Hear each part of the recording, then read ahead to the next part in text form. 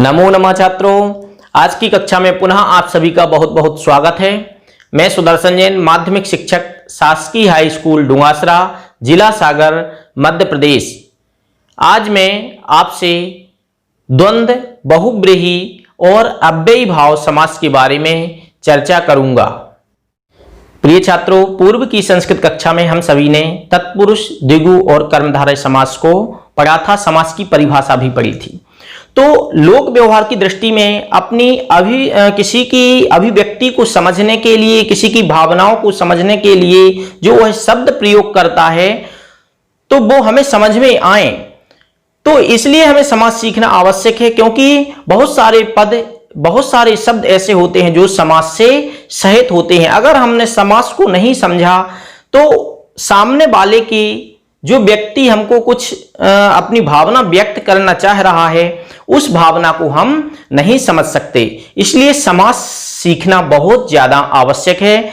तो हमने जो पूर्व में तत्पुरुष, द्विगु और कर्मधारय समास पढ़ा था, संक्षेप में आज हम एक बार पुनः देखेंगे कि जो बीच में विभक्ति होती है, तत्पुरुष समास में उत्तर पद प्रधान रहता है और पूर्व पद में जो विभक्ति होती है उसका हम लोप कर देते हैं, उसको छुपा लेते हैं। तो कोई भी समास हो उसमें बीच की विभक्ति का हम लोप करते हैं, इसीलिए उसका नाम समास होता है। तो यहां पर द्वितीय में जो ग्रामम, जो अम है उसका हम लोप करके ग्राम प्लस गतः, ग्राम गतः बन जाएगा। अर्थात जो बीच में अम है उसका हमने लोप कर दिया तो ग्राम गता बन गया। उसी प्रकार तृतीया बाढ़तः, दीनाय दानम, दीन के लिए दान देना, गरीब के लिए दान देना। पापात मुक्तः, पाप से मुक्त, पाप से मुक्त। राज्ञा पुरुषा, राजा का पुरुष, शॉर्ट में कह देते हैं राज पुरुष है। तो ये समास युक्त शब्द है। सभायाम पंडिता, सभा में पंडित, सभायाम, सभा में पंडित थोड़ी बोलते, सभा पंडित। उसकी सभा पंडित कौन है? ना उपस्थिता, अनुपस्थिता। तो छात्रों ये नए समास, इसमें ना उपस्थिता और ना सत्यम, ना उपस्थिता में अनुपस्थिता आ गया और ना सत्यम में असत्यम आ गया। तो यहां पर दोनों में नाना लगे हैं, लेकिन यहां पर अंतर क्यों आया? यहां ना का अन क्यों हुआ, यहां ना का आ क्यों हुआ? तो ये नियम है कि अगर ना के बाद स्वर उपस्थित होता है तो उस ना का अन हो जाता है, और स्वर ना के बाद अगर व्यंजन आता है तो ना का आ रहता है। इसलिए यहां ना का असत्यम हुआ और इसलिए यहां पर अनुपस्थिता हुआ। और संक्षेप में हमें याद रखने के लिए, परीक्षा की दृष्टि से हमें याद रखने के लिए कि द्वितीय से लेकर सप्तमी तक हमको एक एक उदाहरण समास का याद होना चाहिए। उसके लिए एक हमने श्लोक लिखा था, ग्राम गता भयम प्राप्तः, तृतीया ज्ञानेन शून्यः, चतुर्थी दीन दानम चे भयम चौरात, पंचमी राज्ञः पुरुषा, षष्ठी चे जले मग्नः च, सप्तमी ना सत्यम नयम गेयात, तत्पुरुष मुदाहरणम। इस प्रकार हमने संक्षेप में तत्पुरुष समास समझा। द्विगु समास, संख्या पूर्वो द्विगु, अर्थात जिसके पूर्व में संख्या हो उसे द्विगु समास कहते हैं। संख्या पूर्व मतलब जैसे त्रिभुवनम, इसमें पहला शब्द जो है संख्यावाची है। पंचवटी, इसमें पहला पद संख्यावाची है। तो इसका समास विग्रह क्या होगा?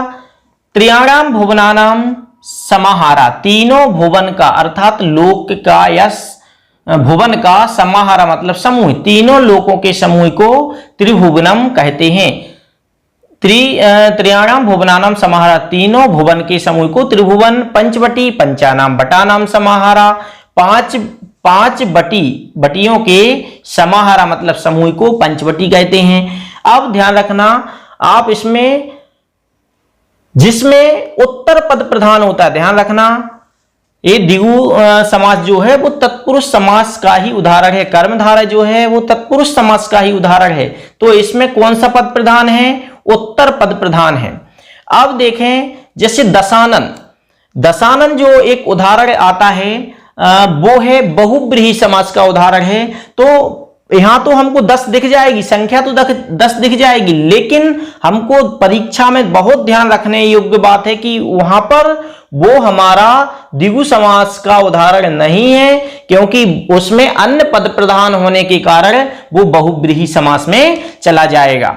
अब कर्मधारय समास, जहां प्रथम पद विशेषण, द्वितीय पद विशेष होता है। विशेषण मतलब विशेषता बतलाने वाला और विशेष मतलब होता है मुख्य। तो पहला पद जो है वो विशेषता बतलाएगा और जो दूसरा पद है वो मुख्य है। जैसे यहां पर पुरुष, पुरुष शब्द जो है वो मुख्य है, पहला पद जो महा है वो विशेषता बतलाएगा।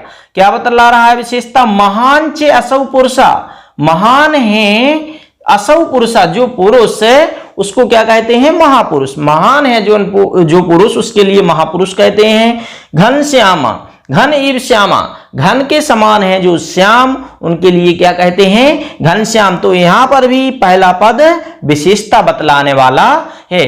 तो ध्यान रखना, दिगु और जो कर्मधारय समास है वो तत्पुरुष समास के ही भेद हैं। अब देखते हैं द्वंद्व समासः। इसकी परिभाषा क्या है? चार्थे द्वंद्वः, चा अर्थ में, चे के अर्थ में द्वंद्व समास होता है। प्रायेणोभय पदार्थ प्रधानो द्वंद्वः, प्रायेण, प्राया उभय पद प्रधान, अर्थात जहां पर दोनों पद प्रधान हो वहां पर द्वंद्व समास होता है। द्वंद्व मतलब एक हिसाब से समझे हम झगड़ा, वो कहता है नहीं मैं भी रहूंगा, ये कहता है मैं भी रहूंगा। तो इस प्रकार का जहां पर द्वंद्व भाव चलता रहता है उसे हम द्वंद्व समास कहते हैं। इसके तीन भेद हैं, इतरेतर द्वंद्व, समाहार द्वंद्व और एक शेष द्वंद्व। ठीक है, इतरेतर द्वंद्व किसे कहते हैं? जहां बीच में और अर्थ एवं शब्दों के अनुसार वचन होता है। बीच में कौन सा अर्थ आता है?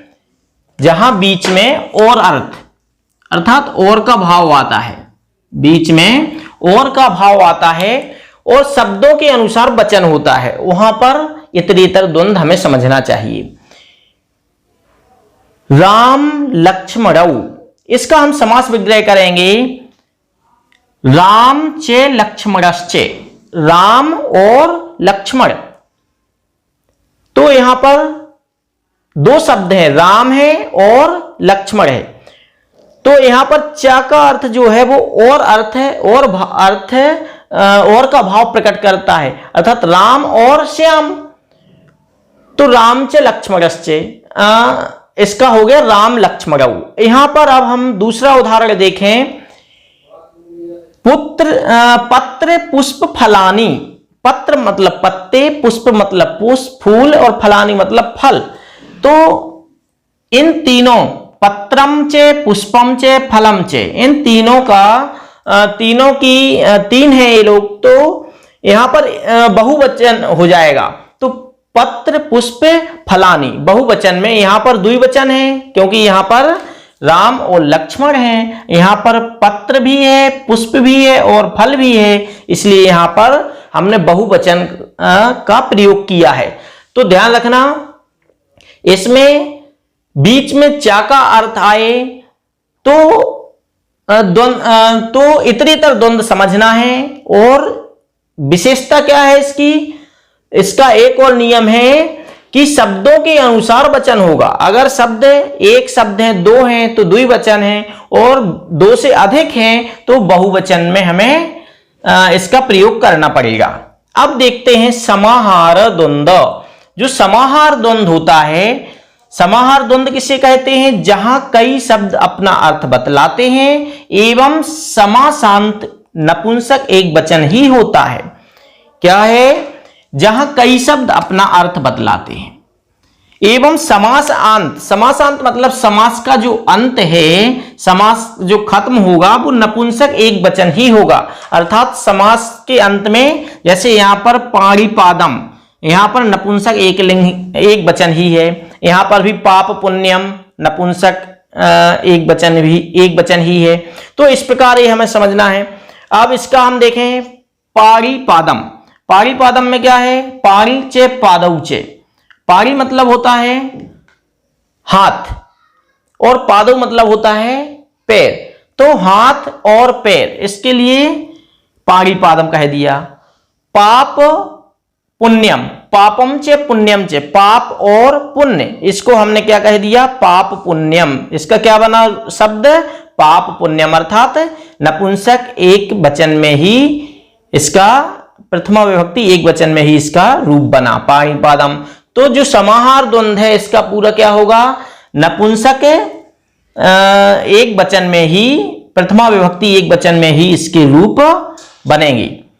अब हम देखें एक शेष द्वंद।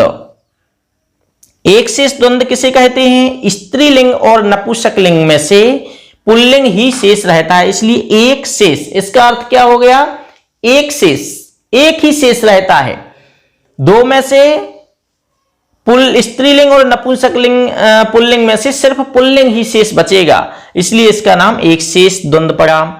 तो जैसे पितरौ, इसका समास विग्रह करेंगे, माता चे पिता चे, माता और पिता। तो इसमें से जो पुल्लिंग है, पुल्लिंग को ही हम शेष बचाएंगे, शेष इसमें बचेगा, लेकिन हमें भाव दोनों की समझना है, क्योंकि यहां पर द्विवचन है। अब द्विवचन में पितरौ में किसके लिए द्विवचन होगा, माता चे पिता चे। जिस प्रकार यहां पर हंसी चे हंसश्चे, हंसी और हंस, यहां पर भी हमने पुल्लिंग, उसका नियम है कि जो पुल्लिंग होगा उसका हम द्विवचन, जो पुल्लिंग होगा उसके लिए हम बचाएंगे, स्त्रीलिंग को गौण कर देंगे, पुल्लिंग को मुख्य कर देंगे। तो यहां पर हंसी चे हंसश्चे, यहां पर हसौ हो गया, माता चे पिता चे, यहां पर पितरौ हो गया। अर्थात इसका नाम एक शेष इसलिए पड़ा क्योंकि इसमें से एक शेष रहेगा। तो एक बार पुनः द्वंद्व समास, इतरेतर द्वंद्व, समाहार द्वंद्व और एक शेष द्वंद्व। इतरेतर द्वंद्व, इतरेतर मतलब इसमें से हमने क्या समझा, राम चे लक्ष्मणश्चे, तो राम लक्ष्मण हो गया। पुत्रम चे पत्रम चे पुष्पम चे फलम चे, पत्र पुष्प फलानी हो गया। समाहार द्वंद्व में क्या है, इसमें इसकी विशेषता है कि अपना, कई शब्द अपना अर्थ बताते हैं, लेकिन जो समासांत होता है वो नपुंसक, एक नपुंसक लिंग में एक प्रथमा विभक्ति एक वचन ही होता है। और एक शेष जो है उसमें स्त्रीलिंग और पुल्लिंग दोनों होते हैं, लेकिन शेष जो रहता है वो पुल्लिंग शेष रहता है। तो जैसे यहां माता चे पिता चे, इसमें शेष बचा पितरौ, हंसिश्चे हंसश्चे, यहां पर हसौ। इस प्रकार ये आज द्वंद्व समास पढ़ा। अब चलते हैं हम बहुब्रीहि समास की ओर। बहुब्रीहि समास किसे कहते हैं, प्रायेण अन्य पदार्थ प्रधानो बहुब्रीहि, प्रायः अन्य पदार्थ प्रधान, जहां पर अन्य पदार्थ प्रधान होता है उसे बहुब्रीहि समास कहते हैं। अन्य पदार्थ प्रधान से मतलब है कि वहां पर विशेषण ही बतलाए जाते हैं, विशेष कोई और होता है। तो यहां पर प्रायः अन्य पदार्थ प्रधान, जो अन्य पदार्थ है वो ही यहां पर प्रधान होते हैं। यहां पर जो दोनों पद हैं वो यहां पर प्रधान नहीं होकर वो यहां पर विशेषण होते हैं और विशेष से कोई दूसरा होता है। तो ये बहुब्रीहि समास की पहचान है। इसके कुछ भेद हैं, समान अधिकरण, जैसे पहला भेद है समान अधिकरण बहुब्रीहि, इसमें दोनों पदों में प्रथमा होती है। समान अधिकरण बहुब्रीहि जो होता है उसके दोनों पदों में प्रथमा होती है। इसमें कर्म से लेके हमने अधिकरण तक के कारक को लेने का प्रयास किया है। तो जैसे कर्म कारक में प्राप्तम उदकम यम सह, प्राप्त किया है उदक जिसको सा मतलब वह है, तो वो हो गया प्राप्तोदकः। ऊढ़ा रथा येन सह, धारण किया हुआ है रथ जिसने, वह क्या हो गया, ऊढ़ रथा। एक करण मतलब के द्वारा। तो यहां पर देखिए विभक्ति में सब में अंतर आ जाएगा, यम द्वितीया, एन तृतीया, यस्मई चतुर्थी, यस्मात् पंचमी, यस्य षष्ठी और यस्मिन सप्तमी। तो यहां पर सब में जो विभक्तियां हैं उसमें यहां पर जो अंतर है स्पष्ट दिखेगा। अब संप्रदान, दत्त भोजनः, दत्तम भोजनम यस्मैषा, दिया गया है, दिया गया भोजन, यस्मै जिसके लिए, सा मतलब वह है, किसको भोजन दिया, जिसके लिए हमने भोजन दिया वह क्या हो गया, दत्त भोजना। अर्थात लेकिन वो दत्त भोजन कौन है? भिक्षिका, अर्थात जिसके लिए हमने भोजन प्रदान किया हुआ है वो दत्त भोजना हो गया। अर्थात हमने भोजन जिसको दिया वो दत्त भोजना। उसमें जो दत्त भोजन किसके लिए आ रहा है? भिक्षक शब्द सूचित किसको कर रहा है? भिक्षक के लिए सूचित कर रहा है, क्योंकि बहुब्रीहि समास की पहचान है कि ये किसी अन्न पर अन्न की बात करता है। अब देखें अपादान, पतित पर्णः, पतितम पर्णम यस्मात् सः, पतितम पर्णम, पतित मतलब गिरता है, पर्णम मतलब पत्ता, यस्मात् मतलब जिससे, सा मतलब वह है। किससे पत्ता गिरता है? वृक्ष से पत्ता गिरता है। तो पतित पर्णः, पतित पर्णा कौन है? वृक्ष है। किसको सूचित कर रहा है पतित पर्णा? वृक्ष के लिए, क्योंकि पत्ता किससे गिरेगा? वृक्ष से गिरेगा। अब संबंध, ये जो हमारी परीक्षा में बहुत ज्यादा आता है, आप लोग इसको बहुत समानाधिकरण का जो संबंध भेद है इसको अच्छे से समझना। पीतम पीतांबरः, पुस्तक में अभी ये उदाहरण दिया है, पीतम अंबरम यस्य सः, पीतम पीला है, अंबर यस्य जिसका, सा मतलब वह है, जिसका अंबर मतलब वस्त्र जिसका पीला है उसे कहते हैं हम पीतांबर। पीतांबर किसको कहते हैं? विष्णु के लिए यह शब्द, भगवान विष्णु के लिए यह शब्द प्रयुक्त किया जाता है। तो ये हो गया पीतांबरा। चंद्रशेखरा, चंद्रशेखरे यस्य सः, चंद्रमा है शिखर पर, यस्य मतलब जिसके, सा मतलब वो है। चंद्रमा जिसके शिखर पर है वो कौन हो गया? वो हो गया शिवा।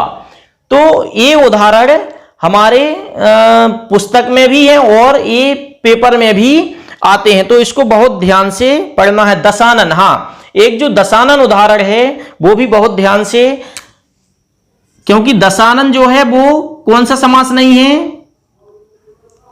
दशानन में द्विगु समास नहीं है, क्योंकि इसमें संख्या तो पूर्व में है लेकिन ये द्विगु समास नहीं है, क्योंकि ये इशारा किसको कर रहा है? रावण के लिए यह इशारा कर रहा है। किसको इशारा कर रहा है?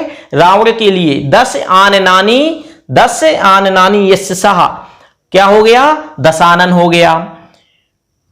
तो इसमें पूरे जो समानाधिकरण है इसमें हमने क्या समझा कि जो ये सब किसी अन्य पर इशारा कर रहे हैं। दशानन रावण के लिए। अधिकरण, अधिकरण में वीर पुरुषा, इसका हम समास विग्रह करेंगे। वीरा पुरुषा यस्मिन सः, वीर पुरुष है इसमें, यस्मिन जिसमें, सा मतलब वो है, वीर पुरुषा हो गया। अर्थात यहां पर गांव पर इशारा कर रहे हैं कि जिस गांव में वीर पुरुष हैं तो उसका क्या हो गया? वीर पुरुषा। तो इस प्रकार ये समानाधिकरण हुआ। बहुब्रीहि समास का अगला उदाहरण है व्यधिकरण बहुब्रीहि। व्यधिकरण बहुब्रीहि क्या है? इसमें दोनों ही पदों में विभक्ति कैसी होती है? भिन्न भिन्न होती है।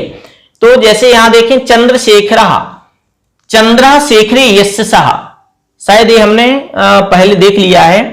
तो ये यहां का उदाहरण है, चंद्रशेखरे यस्य सः, षष्ठी में देखा है वहां पर। तो चंद्रशेखरे यस्य सः, चंद्रशेखरे यस्य सः चंद्रशेखर, अर्थात चंद्रमा है शिखर पर जिसके, चंद्रमा है मस्तिष्क पर जिसके, उसको क्या कहते हैं? चंद्रशेखर। तो किसका यह भान करा रहे हैं? यह शंकर का भान कराने वाला शब्द, क्योंकि बहुब्रीहि समास की विशेषता ही है कि किसी अन्य पर अन्य कोई तीसरा प्रधान होता है। सहार्थक, सह के योग में भी बहुब्रीहि समास होता है, तो ये भी बहुब्रीहि का एक भेद है। सहार्थक बहुब्रीहि सह के योग में। तो पुत्रेण सहिता सुपुत्रा, अर्थात जो पुत्र से सहित है उसको सुपुत्र। पांचवा कर्म व्यतिहार, एक कर्म के ऊपर इसमें तृतीया और सप्तमी बहुब्रीहि सप्तमी विभक्ति का प्रयोग होता है। तो केसा केसी, केसा तृतीया केसी, अर्थात जो केस एक दूसरे के केस को पकड़कर जो लड़ाई होती है उसको कहते हैं केसा केसी। दंडा दंडी, डंडे से इसको मारना या उसके द्वारा इसको मारा जाना, वो कहलाती है डंडा डंडी, दंडा डंडी। अब इसके बाद नयादि, नयादि ना इत्यादि, अर्थात जिसमें ना का भाव आए उसे नयादि बहुब्रीहि समास कहते हैं। अपुत्र, अपुत्र में क्या हो जाएगा? समास विग्रह अविद्यमान पुत्रः यस्य सः, अविद्यमान पुत्र, जो वर्तमान में पुत्र जिसके नहीं है वह कौन? अपुत्रः। अपुत्रः मतलब पुत्रहीन कह सकते हैं उसके लिए। तो इस प्रकार बहुव्रीहि समास हुआ। अव्ययी भावः। अव्ययी भाव समास की परिभाषा क्या है? प्रायेण पूर्व पद प्रधानो अव्ययी भावः। प्राय जहां पर पूर्व पद प्रधान होता है उसे अव्ययी भाव समास कहते हैं। और इस समास में प्रथमा नपुंसक लिंग, प्रथमा एक वचन ही होता है। यह समास की विशेषता है और उपसर्ग और निपात के योग में इसका प्रयोग किया जाता है। जैसे यहां पर सामासिक पद देखते हैं यथाशक्ति, तो यहां पर निपात लग रहा है। यथाशक्ति, शक्तिम अनतिक्रम्यो, शक्ति का अतिक्रमण नहीं करके या शक्ति को बढ़ा चढ़ाकर नहीं कह के यथाशक्ति, जितनी शक्ति उतना बताया। उपगंगम, गंगाया समीपम, गंगा के समीपम मतलब निकट में, तो इसका क्या हो गया? उपगंगम। पहला पद क्या है? इसमें उप है, उपसर्ग है, प्रापरा अपसम अनु अव निस्ने 22 उपसर्गों में उप आता है। तो उपगंगम, उपगंगम मतलब गंगाया समीपम अर्थात गंगा के निकट। उपकृष्णम, कृष्ण से समीपम अर्थात कृष्ण के निकट। तो ये जो समास है अव्ययी भाव समास, इसमें प्रथमा विभक्ति होती है और नपुंसक लिंग एक वचन में ही इसका प्रयोग होता है और पूर्व पद जो पहला पद है वो इसमें प्रधान होता है। ये अव्ययी भाव समास की परिभाषा। इसके एक संस्कृत में सूत्र है, अव्ययम विभक्ति समीपे समृद्धि विद्यर्था भावा। इस प्रकार उस सूत्र के माध्यम से इन शब्दों में अव्ययी भाव समास की संज्ञा बतलाई गई है। अब एक बार पुनः समझ लें, तत्पुरुष समास है जिसमें उत्तर पद प्रधान होता है। अच्छे से संक्षिप्त में समझ लें, तत्पुरुष समास जिसमें उत्तर पद प्रधान होता है। तत्पुरुष समास के दो भेद और हैं, दिगु और कर्मधारय। ठीक है, इन दिगु और जो कर्मधारय समास है, दिगु समास की विशेषता है कि इसके पूर्व में संख्या होती है लेकिन उत्तर पद मुख्य होता है। और जो कर्मधारय समास है इसमें पूर्व पद विशेषण होता है और दूसरा जो पद है वो विशेष होता है, अर्थात उसमें दूसरा पद ही मुख्य होता है। तो तत्पुरुष समास इसमें उत्तर पद ही प्रधान होता है। और जो द्वंद्व और दिगु और दिगु और कर्मधारय जो समास हैं वो तत्पुरुष समास के उदाहरण हैं। इसके बाद द्वंद्व समास। द्वंद्व समास में दोनों शब्द प्रधान होते हैं। चे अर्थ में द्वंद्व समास होता है। इसके हमने भेद पढ़े थे, इतरेतर और इत्यादि 3 भेद इसके हमने पढ़े थे। तो जो समास है इसमें दोनों पद ही प्रधान कहलाते हैं। ये कौन सा समास? ये द्वंद्व समास हुआ। अब बहुव्रीहि समास। बहुव्रीहि समास में अन्य पदार्थ प्रधान, इसकी परिभाषा है अन्य पदार्थ प्रधान हो बहुव्रीहि। जहां पर अन्य पदार्थ प्रधान हो उसे बहुव्रीहि समास कहते हैं। तो इसके उदाहरण हमने कुछ देखे, दशानन, चंद्रशेखर। इसके भी हमने द्वितीय से लेकर सप्तमी तक इसके भेद करे और फिर भी इसके मुख्य जो 5 भेद हैं उन भेदों को पढ़ा।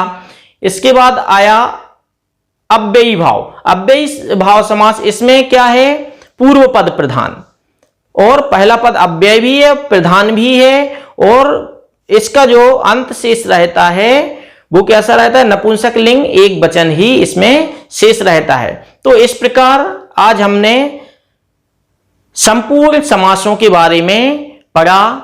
नमो नमः।